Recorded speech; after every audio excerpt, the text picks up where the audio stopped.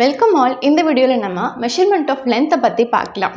நம்மளுடைய day to day லைஃப்பில் பார்த்தீங்க அப்படின்னா ஃபிசிக்ஸில் லென்த்தோடைய கான்செப்டை என்ன பண்ணியிருப்பாங்கன்னா டிஸ்டன்ஸ் அப்படிங்கிற கான்செப்டோட ரிலேட் பண்ணியே சொல்லியிருப்பாங்க. அதாவது லென்த் அப்படிங்கிறது என்னென்னா it is the distance between the 2 points in space. அதாவது ஸ்பேஸில் ஒரு 2 பாயிண்ட்ஸ் இருக்குது. ஏதோ 2 பாயிண்ட்ஸ் நடுவில் இருக்கக்கூடிய டிஸ்டன்ஸை தான் நம்ம லென்த் அப்படின்னு சொல்கிறோம்.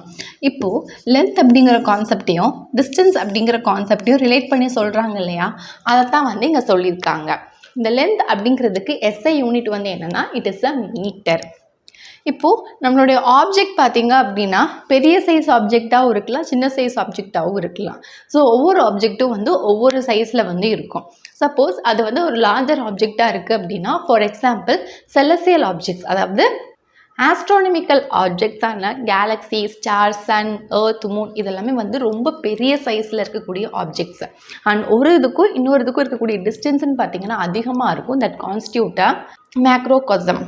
இப்போது இதெல்லாமே ஒரு லார்ஜரான வேர்ல்டில், அதாவது யூனிவர்ஸில் இருக்கக்கூடியது. அங்கே பார்த்திங்க அப்படின்னா 2 ஆப்ஜெக்ட்ஸுக்கும் நடுவில் இருக்கக்கூடிய டிஸ்டன்ஸ் அப்படிங்கிறது ரொம்பவே லார்ஜாக இருக்கும். சப்போஸ் அது ஸ்மாலரான ஆப்ஜெக்ட்ஸாக இருந்துச்சுன்னா, like molecules, atoms, protons, neutrons, electrons, bacteria. இப்போது இந்த மாதிரியான ஸ்மாலர் ஆப்ஜெக்டோடைய டிஸ்டன்ஸ் பார்த்திங்கன்னா ஒரு இதுக்கும் நடுவில் சின்னதாக கம்மியாக தான் இருக்கும். That is constitute a microcosm. And இது ஒரு ஸ்மாலான வேர்ல்டுக்குள்ளே தான் இருக்குது. அதாவது அந்த வேர்ல்டில் இருக்கக்கூடிய 2 ஆப்ஜெக்ட்ஸ்க்கும் இருக்கக்கூடிய டிஸ்டன்ஸ் அப்படிங்கிறது ரொம்பவே சின்ன சைஸில், ஸ்மால் சைஸில் இருக்கும். இப்போது நம்ம நார்மலாக பார்த்திங்க அப்படின்னா டைரக்ட் மெத்தட் மூலயமா எந்தெந்த டிஸ்டன்ஸ் எல்லாம் நம்ம ஃபைண்ட் அவுட் பண்ண முடியும்னா, இந்த distance range from 10⁻⁵ meter to 10 square meter. அதாவது 10⁻⁵ மீட்டர் அப்படிங்கிறது அந்த டிஸ்டன்ஸில் இருந்து அந்த 100 மீட்டர் அப்படிங்கிற டிஸ்டன்ஸ் வரைக்கும் டைரக்ட் மெத்தட் மூலயமா டிஸ்டன்ஸை கண்டுபிடிக்க முடியும். ஸோ என்னென்ன டைரக்ட் மெத்தட்லாம் இருக்குன்னா, first one is meter scale, second one is vernier caliper, third one is screw gauge.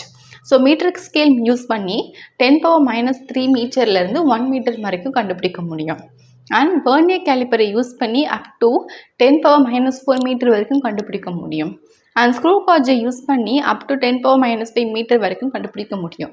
But ஆனால் இந்த அட்டாமிக் டிஸ்டன்ஸு, ஆஸ்ட்ரானமிக்கல் டிஸ்டன்ஸ் இது எல்லாத்தையுமே அபோவ் மென்ஷன்டான டைரக்ட் மெத்தடை யூஸ் பண்ணி ஃபைண்ட் அவுட் பண்ண முடியாது.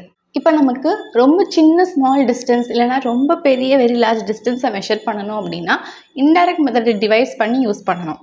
ஃபார் எக்ஸாம்பிள், இப்போ நமக்கு ரொம்ப ஸ்மால் டிஸ்டன்ஸை மெஷர் பண்ணணும் அப்படின்னா அதுக்கு நம்ம யூஸ் பண்ணக்கூடிய இன்ஸ்ட்ருமெண்ட்டுங்கிறது first instrument screw gauge. So screw gauge அப்படிங்கிற இன்ஸ்ட்ருமெண்ட்டை வச்சு ஆப்ஜெக்டோடைய dimension maximum of about 50 millimetre வரைக்கும் அக்யூரேட்டாக நம்ம மெஷர் பண்ணிக்க முடியும். ஒரு ஸ்க்ரூ காஜ்ங்கிறது பார்க்குறதுக்கு எப்படி இருக்குன்னா, ஸ்க்ரூ காஜ் அப்படிங்கிறது இந்த இன்ஸ்ட்ருமெண்ட் தான் ஸ்க்ரூ காஜ். இந்த ஸ்க்ரூ காஜோடைய principle it is a magnification of the linear motion using a circular motion of a screw. அதாவது நம்ம அந்த ஸ்க்ரூ காஜோட பிரின்சிபல் என்ன பார்த்தோம்னா, இந்த ஸ்க்ரூ காஜோடைய ஸ்க்ரூ அப்படிங்கிறது இங்கே இருக்குது. இது நம்ம சர்க்குலர் மோஷனில் இப்படி நம்ம திருகணும் அப்படின்னா இந்த இடத்துல லீனியர் மோஷன் ஆகும். அதாவது இந்த இடத்துல டூ அண்ட் ஃப்ரோ அப்படிங்கிறது மூவ் ஆகும். இப்போ இந்த 2 இது இருக்குது, 2த்துக்கும் நடுவில் நம்மளோட எந்த ஆப்ஜெக்டோடைய சைஸை கண்டுபிடிக்கணுமோ அந்த ஆப்ஜெக்டை வச்சுட்டு நம்ம இந்த ஸ்க்ரூவை திருகுறோம் சர்க்குலர் மோஷனில் பண்ணும்போது. அப்போ இந்த இடத்துல ஆப்ஜெக்ட் வைக்கிறோம்ல, அந்த ஆப்ஜெக்டை டைட் பண்ணுறதுக்கு அந்த ஸ்க்ரூ அப்படிங்கிறது இந்த இடத்துல இப்படி லீனியர் மோஷன் ஆகி டைட் ஆகும். அதுக்கப்புறம் நம்ம இங்கே எடுக்கக்கூடிய ரீடிங்ஸ் மூலியமாக நம்மளால் டிஸ்டன்ஸ் என்ன அப்படிங்கிறத ஃபைண்ட் அவுட் பண்ணிக்க முடியும் அக்யூரேட்டாக. ஸ்க்ரூ காஜில் பார்த்திங்கன்னா நோ எரரும் வரலாம், இல்லை பாசிட்டிவ் எரரும் வரலாம், இல்லைன்னா நெகட்டிவ் எரரும் வரலாம். இந்த ஸ்க்ரூ காஜோடைய least count it is 0.01 millimetre. Next vernier caliper பற்றி பார்க்கலாம். இந்த வெர்னியர் கேலிப்பரும் ஒரு வேர்சடைலான இன்ஸ்ட்ருமெண்ட். இந்த இன்ஸ்ட்ருமெண்ட்டை யூஸ் பண்ணி ஒரு ஆப்ஜெக்டோடைய டைமென்ஷன்ஸை மெஷர் பண்ணலாம். என்ன மாதிரி டைமென்ஷன் அப்படின்னா, இப்போ ஒரு ஆப்ஜெக்டில் ஹோல் இருக்குது அப்படிங்கிறப்போ அந்த ஹோலோடைய டைமென்ஷன் என்ன, அந்த ஹோல் எவ்வளோ டெப்த்தில் இருக்குது அப்படிங்கிற அந்த டைமென்ஷன்ஸ்லாம் ஃபைண்ட் அவுட் பண்ண முடியும். இந்த வெர்னியர் கேலிப்பரோட least count it is 0.01 centimetre. So vernier caliper instrument அப்படிங்கிறது இதுதான். நம்ம இங்கே என்ன ஆப்ஜெக்டை ஃபைண்ட் அவுட் பண்ணோமோ அதை இங்கே வச்சுட்டு நம்ம இந்த வெர்னியர் கேலிப்பர் அப்படிங்கிற இந்த இன்ஸ்ட்ருமெண்ட்டை யூஸ் பண்ணி அதோட டைமென்ஷன்ஸை கண்டுபிடிக்கலாம். இந்த வெர்னியர் கேலிப்பர்லேயும் no error, positive error, negative error இதெல்லாம் வந்து இருக்குது. இந்த டேபிளில் பார்த்தீங்கன்னா பவர்ஸ் ஆஃப் 10 வந்து பாசிட்டிவாகவும் வந்து கொடுத்துருக்காங்க, நெகட்டிவாகவும் வந்து கொடுத்துருக்காங்க. ஸோ இந்த ப்ரிஃபிக்ஸஸ் ஆஃப் பவர் ஆஃப் 10 வந்து நம்ம யூனிட்ஸ் ஃபார் லென்த் அண்ட் மாஸுக்கெல்லாம் வந்து யூஸ் பண்ணுவோம். இப்போ நம்ம ஒவ்வொன்றா வந்து பார்க்கலாம். இப்போது 10⁻1 அப்படின்னு இருந்துச்சுன்னா இதை நம்ம வந்து டெக்கா அப்படின்னு சொல்லுவோம். அந்த ப்ரிஃபிக்ஸில் சிம்பிள் வந்து டிஏன்னு போடுவோம்.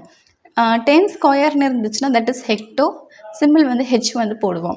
10⁻3னா கிலோ, சிம்பிள் வந்து கே வந்து போடுவோம்.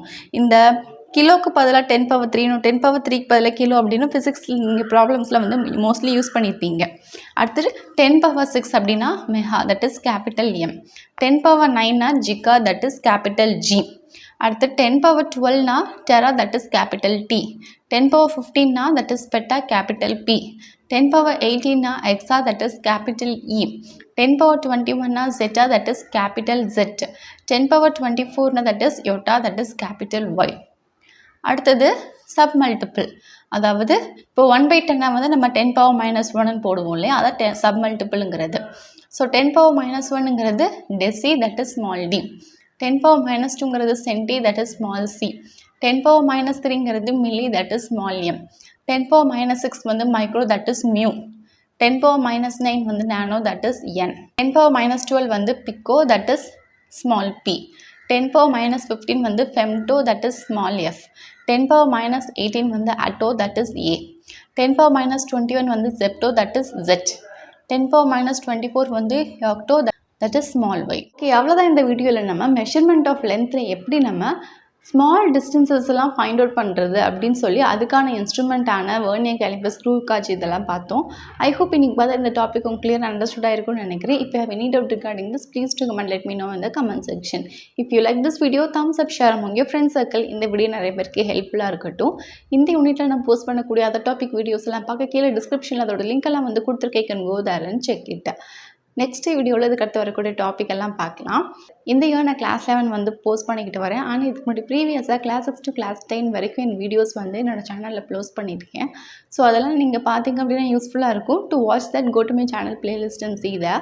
அதில் ஏதாவது டாபிக் மிஸ் ஆயிருந்துச்சு அப்படின்னா ப்ளீஸ் டு கமெண்ட், அதை என்னன்னு பார்த்து நான் போஸ்ட் பண்ணி விட்றேன். ஓகே, நெக்ஸ்ட் வீடியோவில் இதுக்கு அடுத்து வரக்கூடிய டாபிக் எல்லாம் பார்க்கலாம். see you soon again in next video. Thank you for watching.